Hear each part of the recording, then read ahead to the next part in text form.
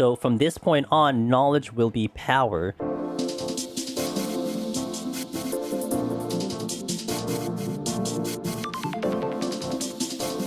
Welcome to Stone 61-70. The particulars of this floor set. Actually, it's gonna be really interesting. First, you're still in the desert floor, but I would say if you felt like the floors up to this point, up to 1 to 60, have kind of scaled in a nice little curve, this one jumps a little bit, and especially for melee, you'll feel it. The auto attacking is gonna get a little bit more than you've been feeling it from the previous floor sets.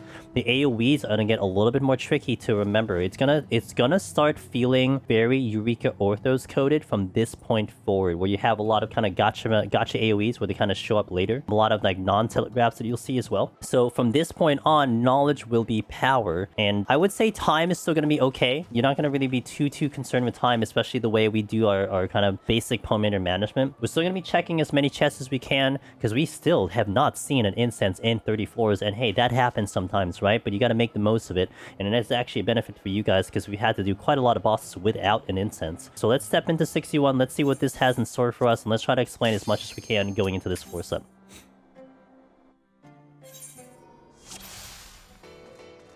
Alright, let's do it.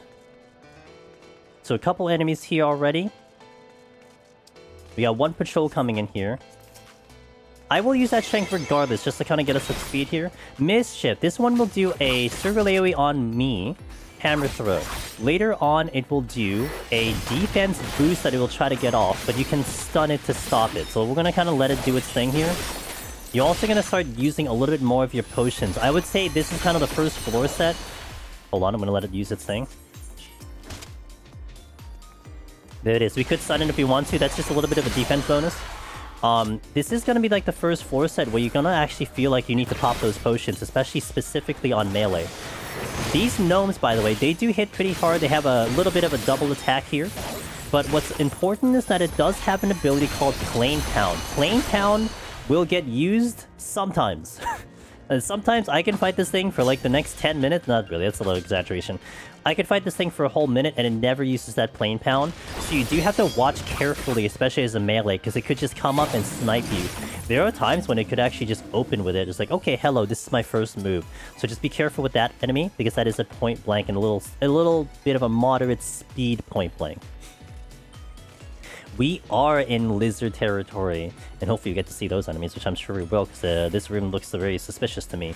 So there are some special enemies here in 61. The chameleons, I like to call them frogs, because they use the frog model. And let's see if we can kind of poke one out here.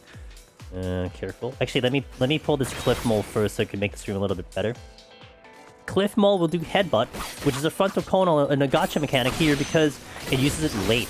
So that is one where you want to know where that conal is coming from. And either it's knowledge or you kind of plan ahead that you're going to run away from something. So that one is a conal. Alright, so let's see here. I would prefer to get it without aggroing it.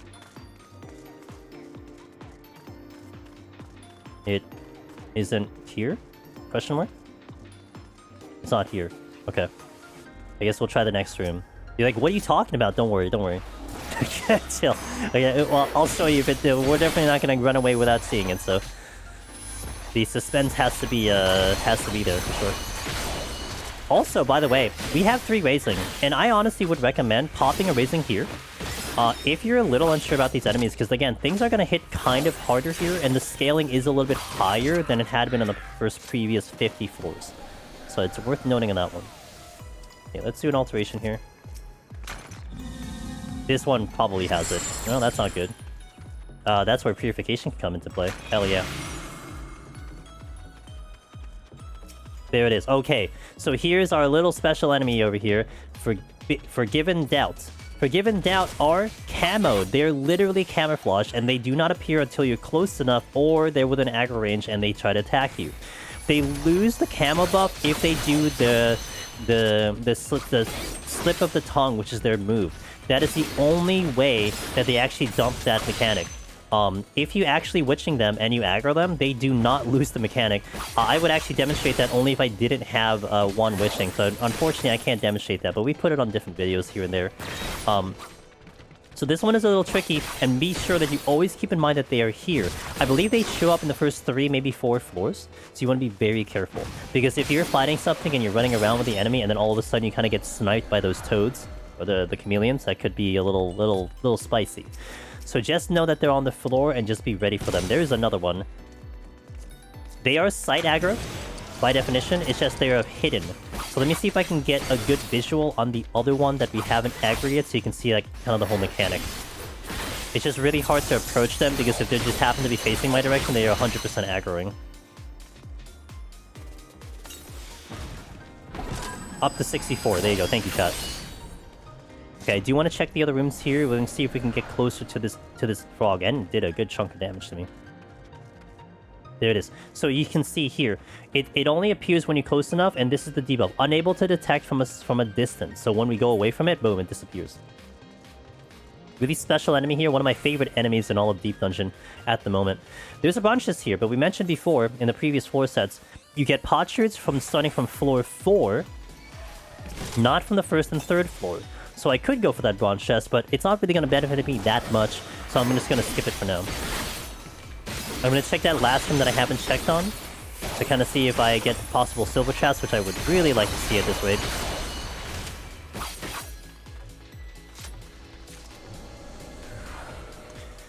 Alright, going to check that last room. There's at least one patrol, I think, floating around, so...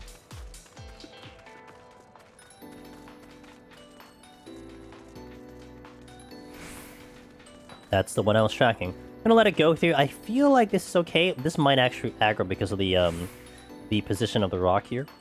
Oh, but he's actually going to his left a little bit. Okay. Potsherds only from the 4th floor on. That's right.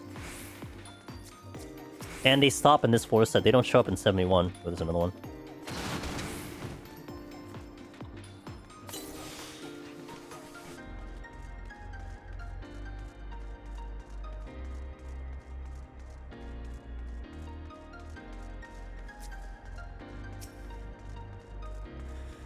Okay, so in this case, I think I will just fight this thing, because it might take me a shorter amount of time to kill it than to run behind it, especially because we are melee.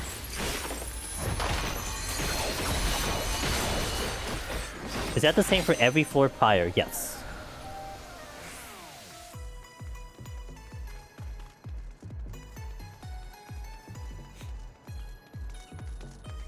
So even in like 31, etc.? Yep. Going to the next floor. We have a alteration going in, so one of the rooms is going to change to Korrigans and to Mimics. I believe we pulled everything up from there.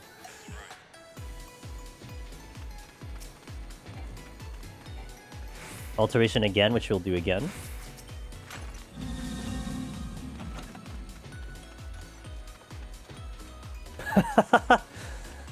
So, we just showed you about the Forgiven Doubts, right? Oh, actually, oh, whoops. Okay, I didn't see anything. I'm like, oh, they're totally here. No, not in this case. This is a Korrigan room, which is actually convenient. Makes my life even easier. Okay, Devotion came in, finally. Raising! That is actually exceptionally good. Always like to see that bonus raising. And look, getting the raising is really lucky, but I gotta tell you, man, because I got the raising, I'm not getting the incenses, so I guess, you know, RNG balances out a little bit. But we definitely can use that raising in case anything goes wrong. And I don't know about you guys, I feel a lot better about my prog and a lot better about just the way I approach the Deep Dungeon with the raising on. I am definitely a different player with raising on. Sometimes I joke, maybe you should just like convince yourself that there is a raising. Okay. This enemy is a very interesting one. If you remember from the 31 set, there were these big giant dudes that they did knockback with Hand of Judgment, and then they did Moat Maker, which was a big AoE, which expanded into another AoE. This one kind of has that, but it has a safe spot in the middle of this attack, so it's going to do an ability called Accelerate, okay? So Accelerate is a targeted AoE on me, which you do not see, by the way. It's going to target it the moment it tries it out. Now, it does it. I can go in here and watch the AoE coming out. It is like a donut, okay? So for melee, you have a little bit of uptime on this enemy, so you need to avoid the first one, but you can dive into the second one. You are also going to be safe if you run away from it, if you want to play it mega safe, but that one is kind of good for melee to kind of get a little bit more uptime with your damage.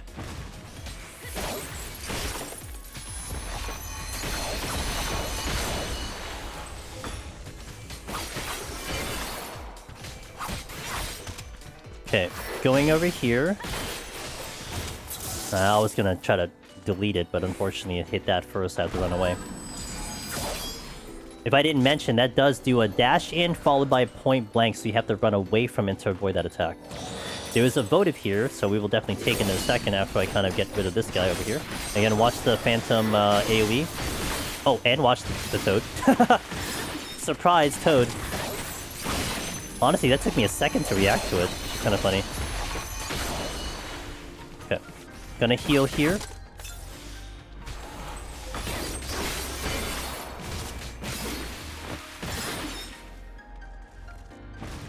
Yep. I imagine if you're range-brained, you wouldn't think of, like, running in. I definitely, like, saw that watching other gamers do this content, so now I know. Because even from the visual from the outside for the Accelerate, you wouldn't even tell that it had an opening in the middle, you know? Much like Earth and Augur in the previous 4, where, like, if you're looking at it from the outside, you would have never... You could almost never tell that it actually had that opening. My strength is now down, so we're gonna do a significantly less amount of damage. Gonna get the votive on the way back, so I'm gonna check this room.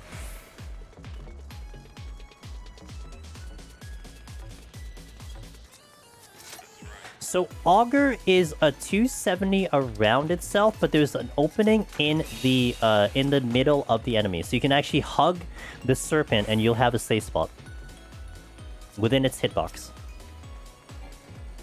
Taking the votive and the opening in the back. That's right. Sprint! We have auto sprint, so that's actually good with time. I'm gonna use an affluence here. We're still hunting down... Oh, well. Frog. Moving out.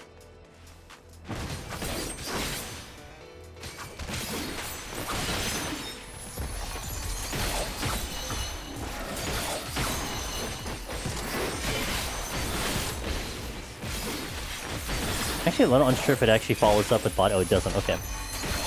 Sometimes an enemy, if you stun it, it will try to keep doing the attack until it goes off. Not in this case. I stunned the body press and it didn't do it.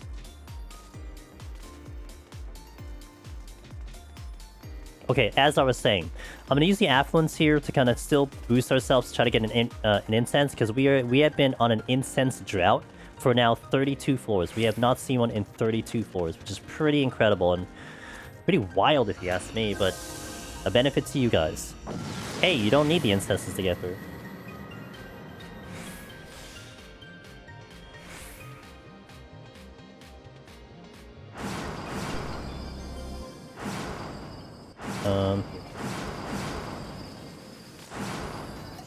Okay. Pretty clean floor. Where's that bronze chest? I'm gonna, just because we're here, I'll pop the bronze chest. I don't even see where it is. Okay, here it is. Do you see no potsherd here? Just an ultra potion.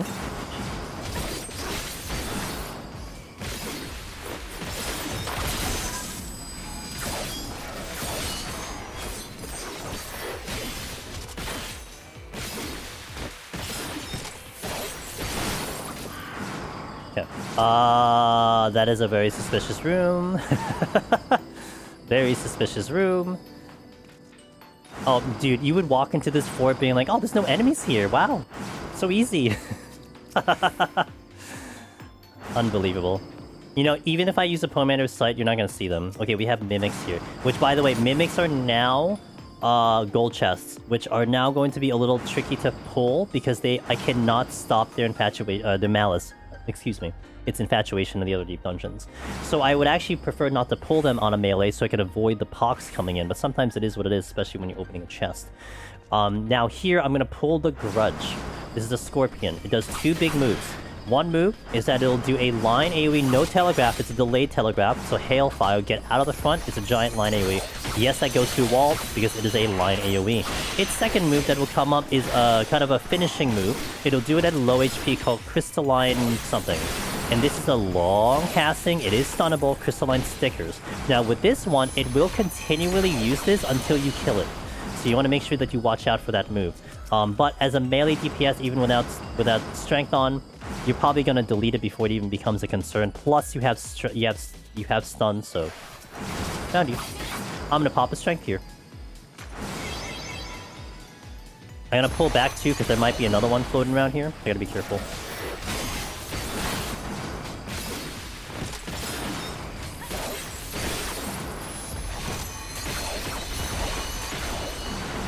There, I think there's going to be another one in here. You know, I do have a Purity too. I mean, to Seiya's point, I would have a Purity anyway to be able to block it, but I'll avoid them for now. Okay, we finally got a Bark Bomb. Oh my gosh, it's been 33 floors and we finally saw another incense, finally. Okay, Accelerate's gonna be on me. On me. So there's a target, and I go in, and you're gonna see the safe spot coming in here. There you go. Actually, that was pretty clear about where the safe spot was, but you won't see that on the outside, that's for sure.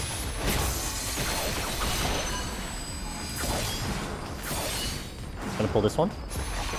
Gonna pull it back as well because I did see a... Oh. I did see a frog in there.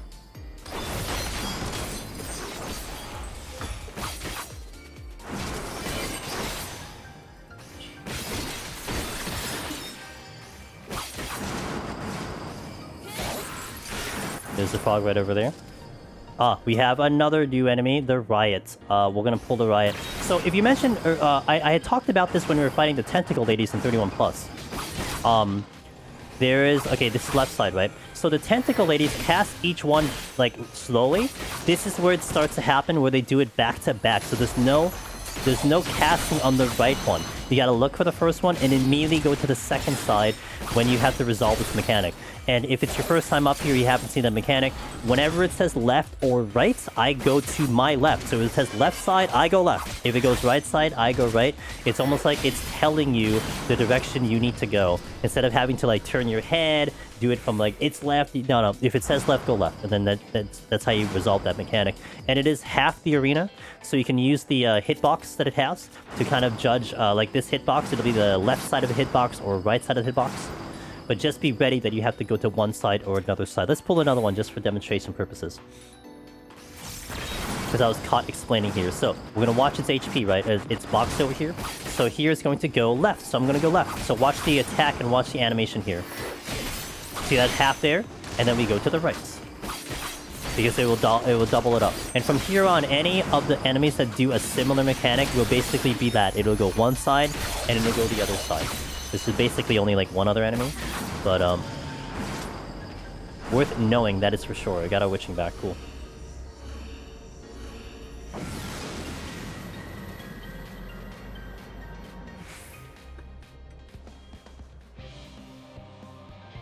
Okay, the fourth floor introduces a couple new enemies potentially. Also, the bronze chests are going to be worth going for because they will give us some class. And now we have one of our leading enemies that like to kill people on their run, and we'll demonstrate why this one is spicy. Let me try to get this into a good thing. So this one is a sound enemy. It also opens with Isle Drop, which is a conal, which is a circle AoE. This one is not too bad. I mean, that's a whatever, you know, it's basic. That's like kind of like a very basic move that it has on all the deep dungeons. Now here, you want to be able to angle this thing in a very specific way. First, see what the ability is, and then we'll go for it. The other ability that it has uses it under about 50% HP.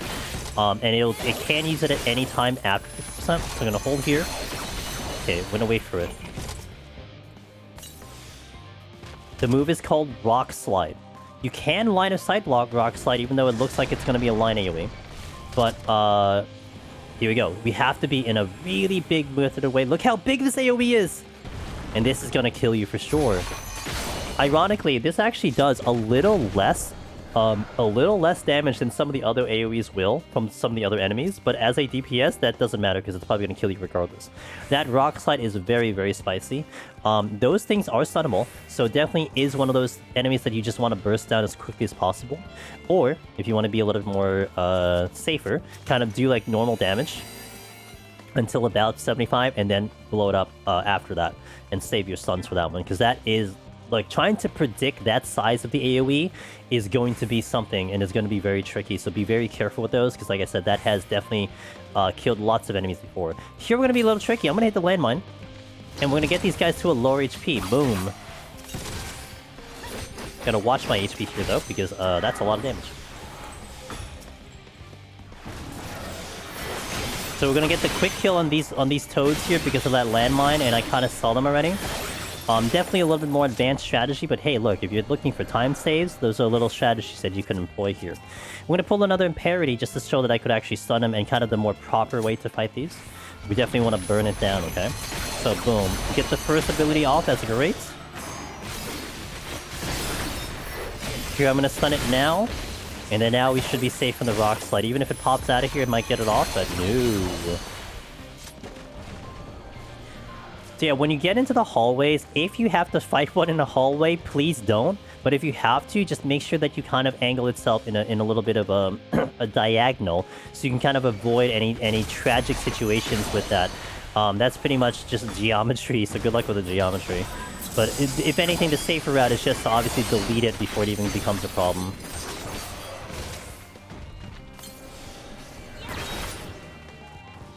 Got a couple of the toads still coming out here, but this will be the last instance of them.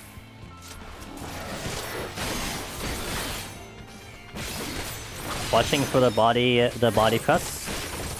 Gonna oh, actually, I hit the wrong button there. And we are gonna go for those bronze chests that are floating around. And then, like I mentioned, 1 to 3, the first to the third floor. You're not seeing potsherds, you're not seeing glasses. Here on 4, you're gonna start to see them. And I would almost bet some money that you probably see on at least one of these chests, because they're very common. Let's get rid of the Mischief here. Because it will probably take me longer to chase it down than to just kill it.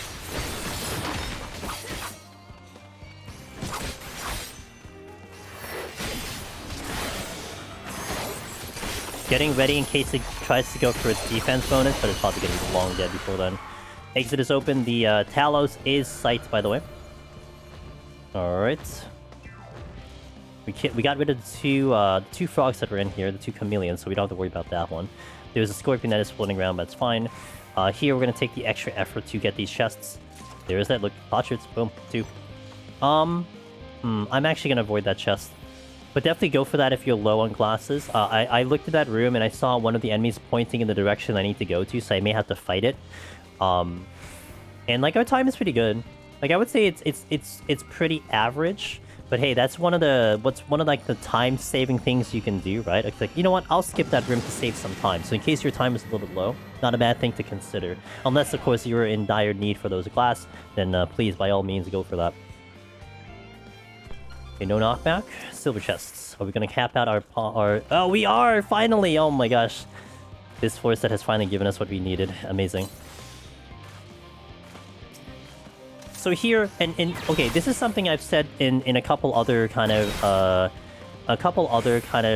guide forms and everything.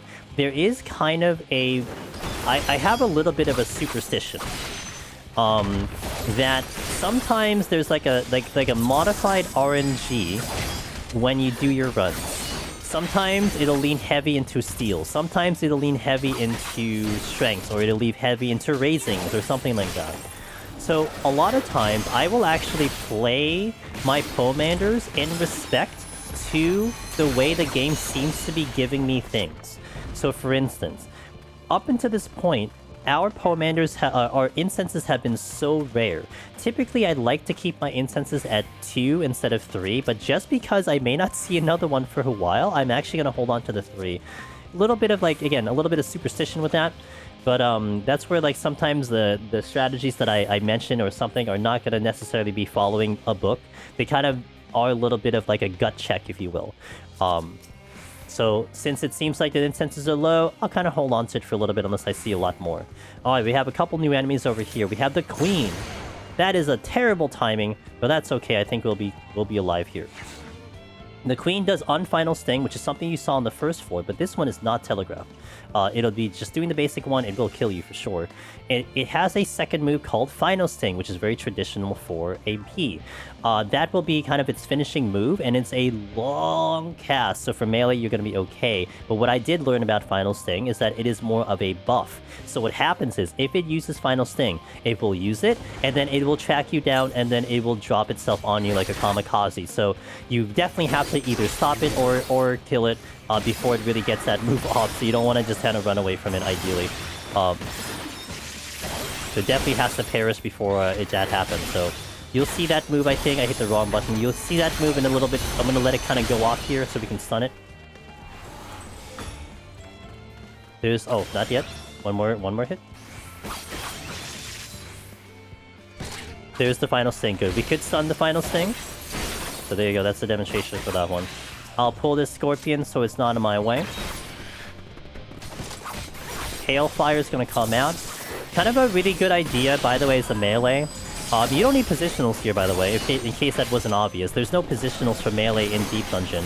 But you'll see that I'm very, like, mobile. I like to move around the enemies, kind of dance around the enemies a lot. That is something that, in my opinion, is a good habit to have, because especially with a lot of these untelegraphed AoEs, it kind of just keeps you in motion. So if a lot of the AoEs you could assume are going to be in front, at least you'll be somewhat ready to kind of dodge them. Now, this attachment, if you fought the ones in Eureka Orthos, they do not function like the ones in Eureka Orthos. They're only going to do a front attack when it does Sewer Water, okay? So Sewer Water comes out, it is going to be a front attack. Now, interesting with these enemies, it doesn't do the back one like the Eureka Orthos, so only worry about the one side.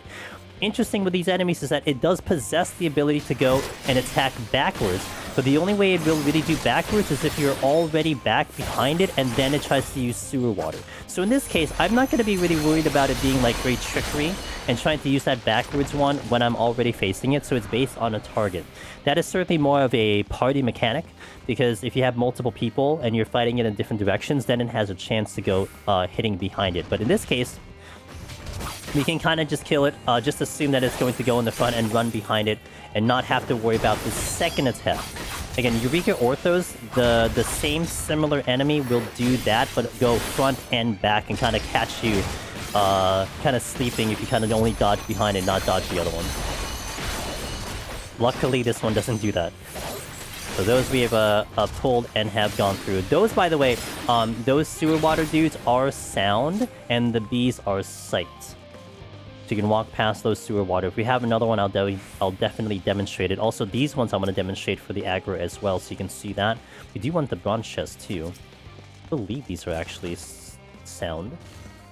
Oh yeah, they are definitely sound. There you go. That's how we know, because we're RP walking, so that's how you know that they are sound. Alright, we have a couple enemies we've already pulled here, so I'm going to see if I can dodge any of them. I'm gonna pull this one, but this is gonna be tricky. I'm gonna make sure that I angle this correctly, because if it ends up doing Rock Slide, I wanna at least have a good angle here. I do have stuns, I mean, I could stun it, but hey, you never know, right?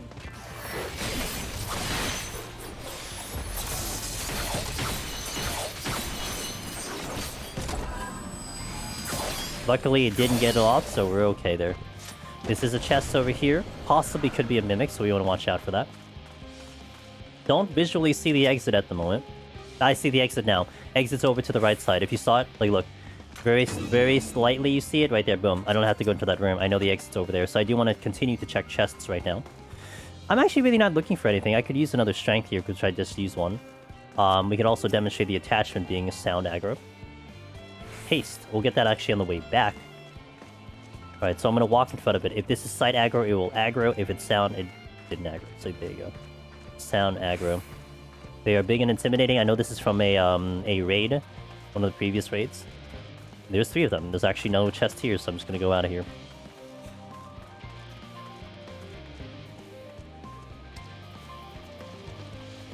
Gonna go to the exit after this one.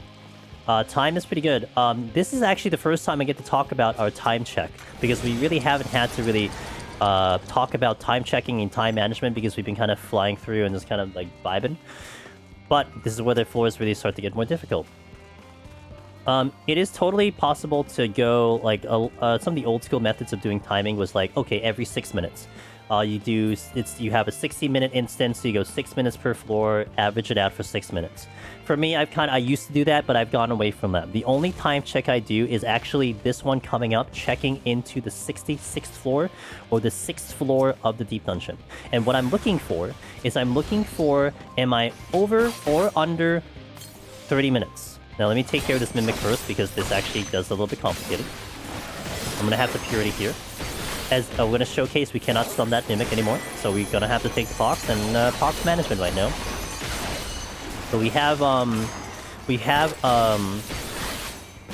3 Purities, so we're going to be okay. But if we have 2 of them, I'll talk about what I do with Pox in that case. But anyway, I look at the 6th floor. If I am over 30 minutes, then that tells me, okay, you know what, we're going at a pretty good pace. I don't have to do anything special. Let's just keep going, see what happens. Maybe we pick stuff up. Maybe we don't pick stuff up. But whatever we've been doing it kind of okay. If I walk into this floor with under 30 minutes, so like let's say 25, 20, that is a tell for me that I need to go faster. We have to do something to speed us up. We could pick something up, great. If you pick something up, fantastic. But something needs to happen because we are going not that fast. So it kind of sets you up for potentially using flights to speed you up as opposed to using like your nukes, your poison fruits, or your maze roots, right out of the gate because you're super out of time. So that 6th floor, this one that we stepped into is really important for me to do that time check. And I feel like that's really just a nice, simple way because you can worry about everything else, right? You gotta worry about your rotation, what you're pulling, so many things to think about. We're gonna put the Cactuar. This thing basically does two things. It does a line AoE, which is untelegraphed. However, later into this rotation, it's going to then haste itself. When it hastes itself, it is doing a lot of damage, and this is actually kind of not that great for a melee, because it is going to auto-attack you a little bit more than normal. What's also going to be a little scary is that line AoE that you saw is going to be sped up. Watch it, and there's not going to be telegraph this time, it just shoots it. You want to be careful with that one. But this thing can be a little deadly if you're not ready for it. It did drop a silver chest though, that's nice. Let's see what it is. A bark bomb! Heyo! Okay, since we just started the floor, I'm actually going to use a mace root here. Because a mace root's really good in the beginning of a floor set because it opens the exit, it removes any debuffs, and it allows me to see traps. So this is pretty good to use. Like, I would say a maze route when the exit is already open is not that valuable. And I would actually have gone Bark Bomb to Bark Bomb if that was the case. But in this situation, it was a fresh floor, so now I don't need to get any more kills right now. I would like to get to some of these chests, though. I don't need the bronze chests at the moment. So we're going to kind of avoid the bronze chests. Okay, let's pull this one out now because I need to deal with it. Alright, cool. So it does do that witching, because we haven't used the maze route in a minute here. So it does do the witching, and which is a big asset here. The witching is a conal attack, by the way. So you have to kind of angle it a little bit to kind of get the most effect out of it. That's why sometimes you'll see it miss, because it is a conal. It's not like a big AoE on a target. This one, I believe, was the alteration which I just used here. And we're going to go now to the exit. And again, if you're missing potsherds, you can certainly go for the chest down there, but of course, you know, hey, if your time is getting a little spicy, might be worth kind of skipping for now. Checking the chests over here, and we definitely didn't have to kill much, so that's really nice. Benefit of getting incenses here. Affluence. I think I'll do that. Actually, nah. Yeah, I'll use it.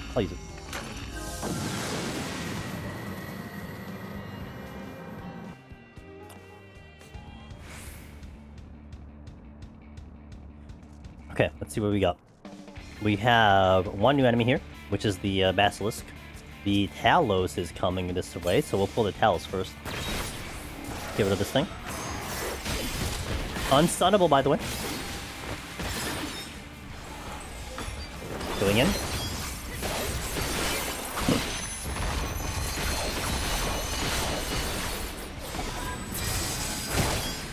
Voracity. This one has its two traditional moves. It has a Stone Gaze, and it has a point blank. Now, interesting with that Stone Gaze, that is not a gaze, and it kind of is a throw. Is a little bit of a trickery because most of the basilisks in all of Deep Dungeon, they are almost always an actual gaze where you turn around and you avoid it.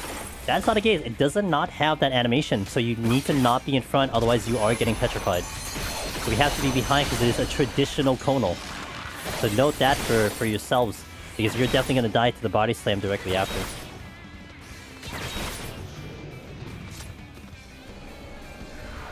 Okay, where's that chest? There we go.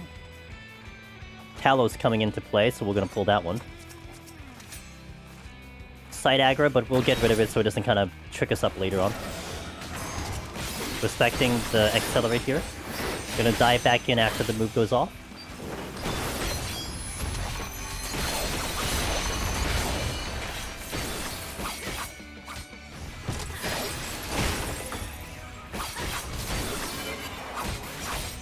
Okay, Queen. Got a couple ways to go here, and a couple enemies to fight as well. Get the big rock dudes over there, and got a bronze chest over here. And the exit. Actually, I'll go here later. We don't have to go here right now. I'll pull the queen just because her position is a little tricky. She might run into me, so I'm just gonna take care of her now. On final sting, gonna move away from it because it's a line AoE.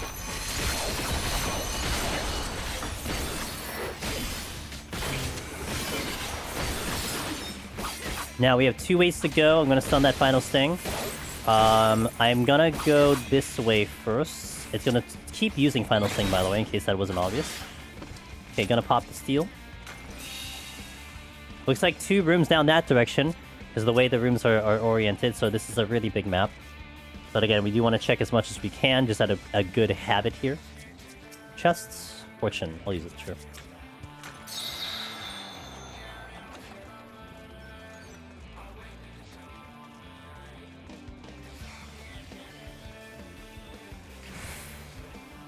Going through this room, we have already pulled the Voracity and the attachment, but we do want to do the other one. Devotion! We've capped out our devotion. Very cool. We've seen 4 devotion on this entire run. There's a chest here. I do want to get to it. All the way to the end. This is where the time management can get tricky, because you do have chests like this, where this is a very, very big room in comparison, and it is all the way at the end of this, but... if your time is okay, these kind of moves are going to be okay. But if your time is kind of dicey, then you may want to skip something like this. Depends how desperate you are for some commanders. And not to mention, that could have been a Mimic, so...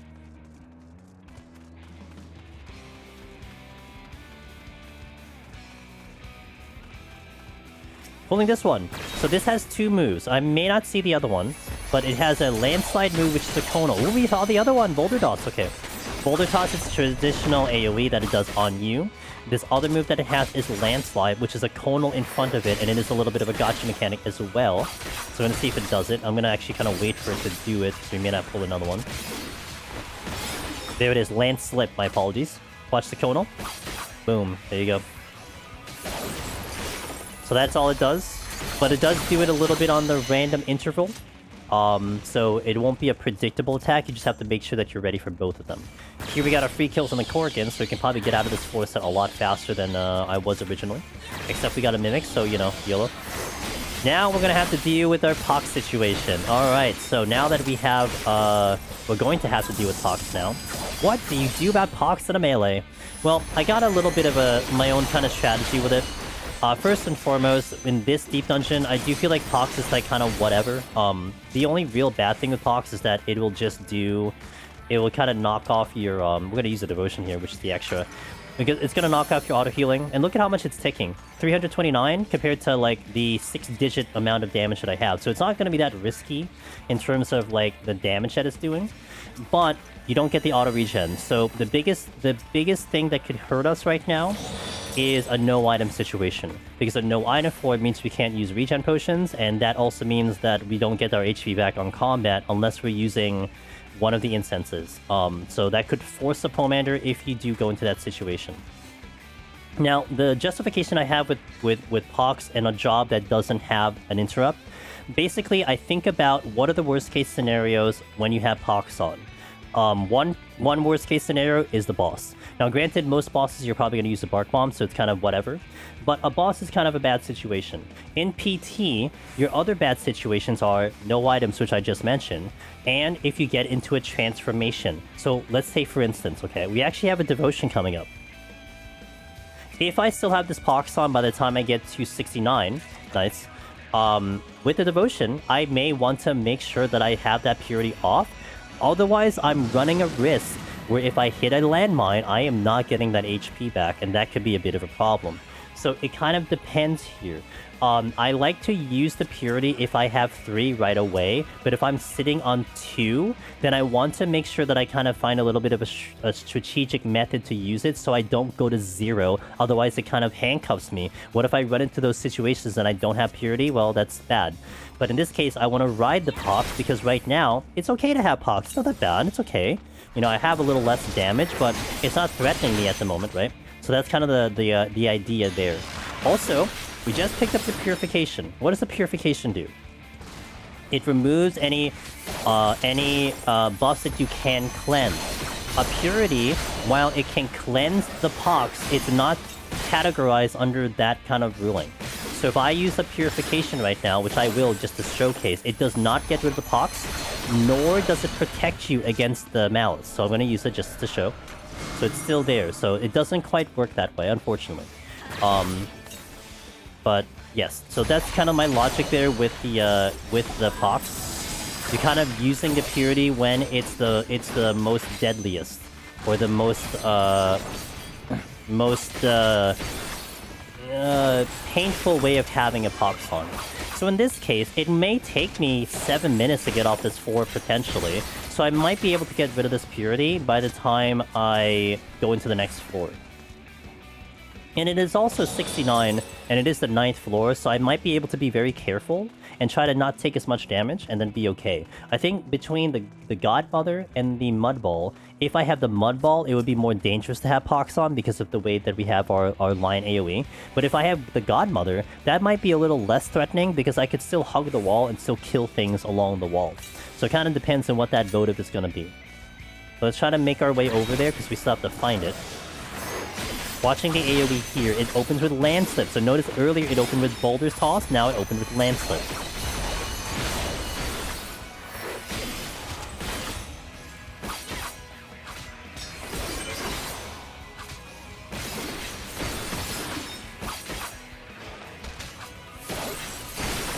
There's Landslip again. Okay. We need to go in that direction, but I'm actually gonna go around here to kind of avoid the aggro on the Cactuar at the moment, although it's just move. So I want to try to find... So why don't I pull that Cactuar? Well, here's the thing. There's a possibility that there could be a treasure room here, which I haven't identified yet. If the treasure room happens to be on the exit, that's a lot of time lost, and I want to identify that first. A little bit of a time management that I like to tell people with the other deep dungeons is that anytime you kill an enemy past the exit is open, and you're still killing, it's a waste of time.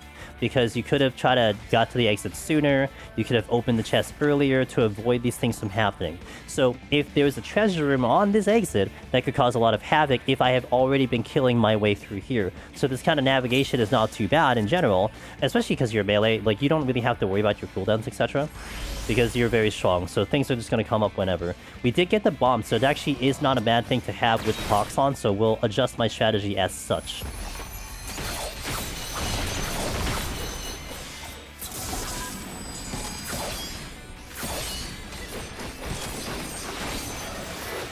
One Talos is coming this way. I might pull it later, not sure. I might pull it now. I guess it's now. I didn't have a choice there.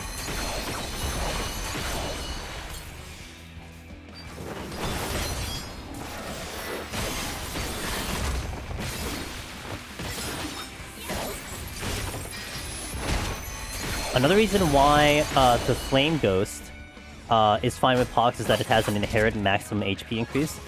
Yes, that's also true, but the Pox DOT is not that bad. My only concern literally is landmine situation, hitting a landmine. Because once you do that, I mean, with the HP boost, it doesn't matter because you're still going at a lower HP. Granted, you have a little more HP to work with, but you'll still be in a pretty wide vicinity to get one shot or killed if you got hit with anything going on. Sight, that's actually really good because I can see now if I need to go to that room. I'll go to that room first. I still need a couple kills. We will kind of be loose around here, and if I take an aggro, it's not a big deal because I need to kill something. I may actually get back to that middle T first before I go for another kill, just in case I need another one. But this Cactuar is actually going to come in aggro, so it's no big deal. I gotta watch this line anyway, because I'm in a bad spot here with the hallway. Okay.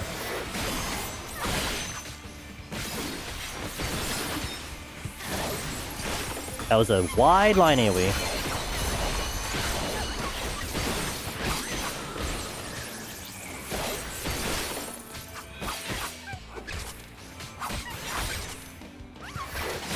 Mud Orb in particular can be spicy with Pox if you get no knockback floor with it. Yes, that is also very true. That is a tough scenario because now you have to roll over things a couple times just to get them. Okay, we have a nice little situation here. I'm gonna take this one. Take the free kill.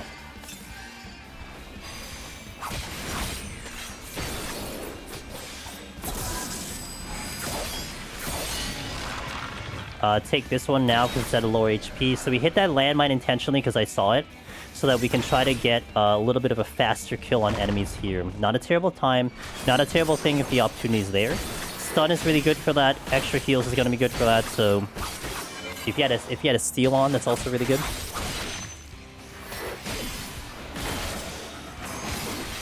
Lance tip is coming through. Yeah, exit's open. Let's go. And the next floor is going to be a nice little floor wipe. So, upcoming, based on my time, I can do the boss without any type of usage on the incenses, so we can do that fight as long as we can, so we can showcase it. I will certainly talk about that boss once we get there. It's actually one of my, I would say my favorite boss of this deep dungeon. If I had to pick one, I would say 70 is my favorite. Hopefully I don't mess it up, because I've been kind of a little messy on that boss recently as well, but it's okay. Messy's not a bad thing. Messy makes it look human. That's how I want to look at it.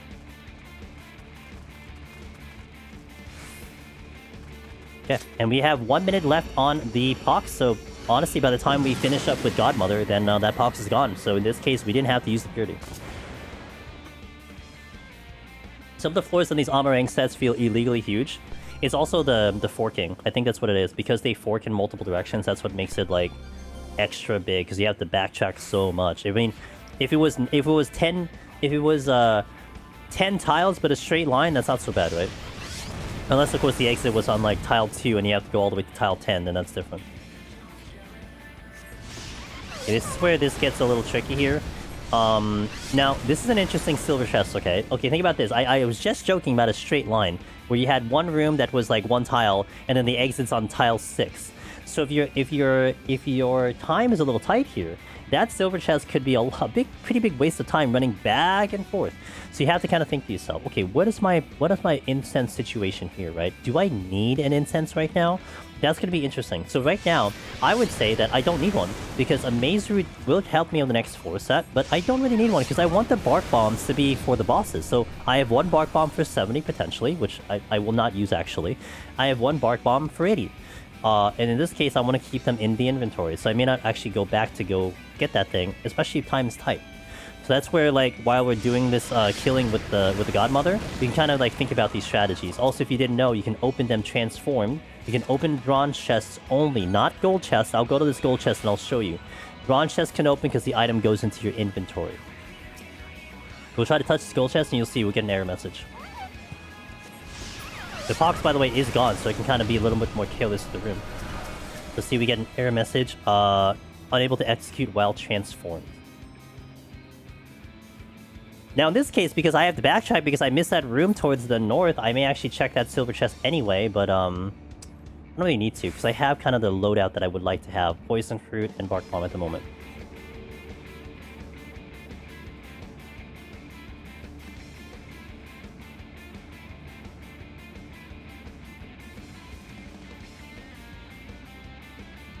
Very important note, if you are transformed from 1 to 30, cannot open bronze chests, it's always a mimic. Yeah, unfortunately we weren't able to demonstrate that in 1 to 30. We did the casting trick, but I couldn't demonstrate that part in I really wanted to, but we couldn't. We didn't get it lined up to do a bronze chest and transformation. Alright, there is a gold chest here. Alteration, doesn't need it.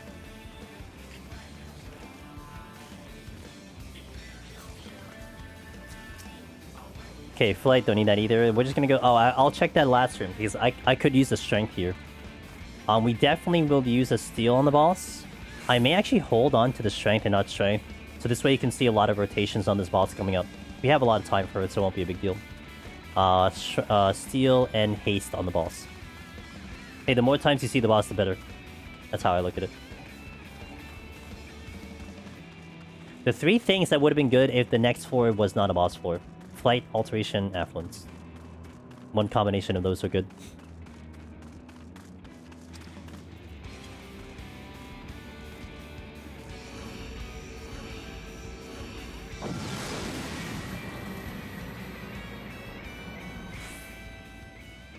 Alright.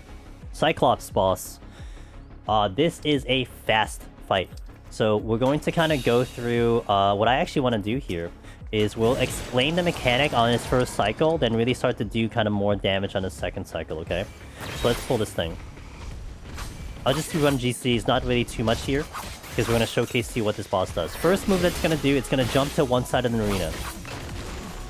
It's going to do its typical Glower move here. This Glower move is down the middle, but it's also going to leave orbs. So in this case, it's going reverse. It can go reverse or forward, so we need to go to the first orb that came in. These orbs are going to now explode in a donut little by little. So we're going to move in a nice little pattern. That Glower is going to come back up, and we got to make sure we're on the edge of that second orb, otherwise we get clipped by the Glower. You do want to pay attention to where the orbs are moving, and to see where that Glower is going while you're doing that mechanic, because otherwise if you lose track, you don't know which one's going first, and it could be pretty tragic, because the damage here is pretty high, taking the AoE. After this last one, I'm going to go in the middle, because it's going to go a circle around with the eye, look for the very first orb, and go into that orb. And it's going to do the same thing in that direction that it did. This time it is counterclockwise here. Alright, now after the last one, it's going to do one of two mechanics, okay? I'm going to see which one it does. It's going to do a knockback, so we want to be close to the boss. Knockback is going to get you to the edge of the arena if you're on the edge here. Good. Now the final mechanic, it's very similar to the one for EO, but with a slight difference. The patterns are a little bit different. What I'm looking for is 1 and 5, okay? So the first one is up in the north. That's 4. That's 5, okay? So we're going to go into 1 and then go into 4 afterwards, okay? So 1 is where I'm standing, so that's 1. And I'm actually going to go back into 1 once it goes through, because I don't have to be here. 1 is over there. I'm going to go back into 1, so that's number 5, right? So it hits each spot twice. And that's why I track the first one and the 5th one. Sometimes I need to pay attention to the 4th one, so I know in case it like hits it again. So 1 and 5 is what I'm looking for. It never hits a spot more than twice. Now you've seen the whole fight, kind of. So let's now actually kind of do damage here, shall we? So Glower's coming in, look for the direction. It is coming in the normal direction here. Okay. Here, there's like a little bit of melee uptime you can do, which is very tricky. And you want to watch out for this other Glower that's coming out. So if you're going to do that melee uptime, be very confident with that one. I did not pay attention. I think it's over here, but I might be dead. Okay, good. I did not pay attention to where that was going, so always look for where that's going first. Alright, the eye is coming in here. Gotta stay in the middle, looking for where the first orb is. First orb is over there. At least uptime here is a lot better. Moving over with each attack. Keeping my potion up just in case I take damage here. Looking for its next attacks here. It is the pushback again. If it is the other one, which is a point blank, you just have to be on the outside of its hitbox and you'll be okay. And hopefully we see it on this rotation here. Otherwise, I will just keep doing this boss until whatever. So we're looking for 1 and 5. So 1 is over there. 4 is over there. 5 is behind me. So I can stay on 1, then go to 5 in this direction. So 1, we go into 1. Holding here. That's 4. And here comes 5. I go into 5 here, and we are good for the rest of the mechanic. So 1 and 5, that's the one I'm looking for. If you're EO brained and you're used to this boss in EO, I definitely recommend to kind of put that to the side, because it is slightly different than EO with its patterns. Alright, we're back. Rinse and repeat. Looking for the direction of it. It is in normal direction here, so the first orb is going to be over here.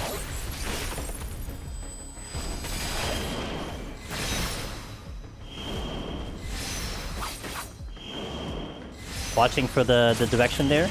It is coming backwards, so I want to be careful with that one. Going into my spot now. Okay. Now we're moving slowly. Make sure the AoE resolves before you start moving. I've kind of caught myself moving a little too fast here.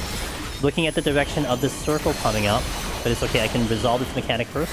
Alright, now we're seeing where the circle's going. First orb is going this way, right over here.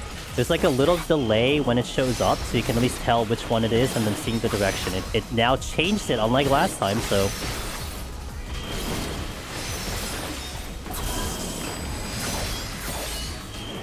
Going slowly here. It is a groan again, it's another knockback. It does have a pushback, like I said. If it is the pushback, you go on the outer ring of the HP. For whatever reason we don't see it, I'll sneak it in with another video. Alright, looking for 1 and 5. That's 1. That's 3. That's 4. That's 5. It's kind of the same pattern that we had before, so no problem here. Going to 1 right now. Really beneficial that you guys are seeing this for a much longer time. Going into the 1 right over here, number 5.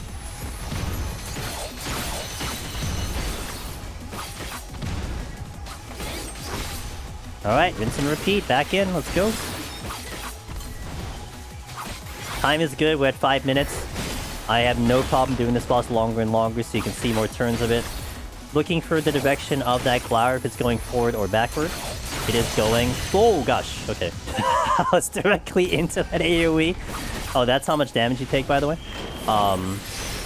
Going in here. So you gotta be more at the edge of that. That's why I wanted to show you how much damage you take, right? That's exactly why we did it. That one is forward here. Go into this position over there.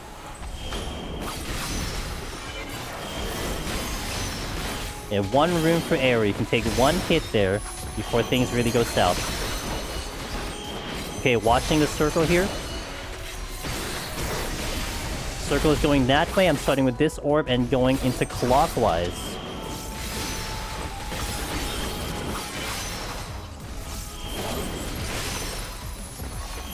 Not too bad with a caster, honestly. I had done this on Black Mage, I believe, recently, and this really wasn't that bad as a caster, to be fair. Disorienting Drone again. It doesn't want me to give the pushback to the other one, so I guess we'll sneak it in. Alright. Let's wrap it up, shall we? Looking for 1, looking for 5. And actually, this one had always been the same pattern every single time, so let's see what it's going to do this time. 3, 4, and then 1. Okay, it's going to be back. It's a little bit different, but it's still kind of the same pattern-ish. So we're going 1 here. The 5th one is going to be back over this way. That's 3. That's 4. It's going to go 5 in front of me. I go into 5. 5 going in. Alright, and now we're chilling. We're big chilling.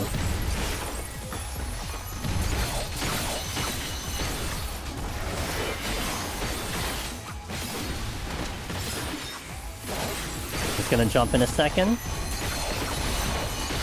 And there we go. Got a little spicy there. I had the raising though. But if I died there, we would have had to Bark Bomb, and that actually would have been an interesting scenario to see how fast we can do that boss with a Bark Bomb. But in this case, we didn't have to showcase that, so there you go. 61 to 70. The difficulty, certainly, I hope it felt like it kind of ramped up, because it definitely feels like it ramped up. The auto attack started to feel a little bit more spicier. The enemy abilities started to be a little bit more spicy. You had to pay more attention to them.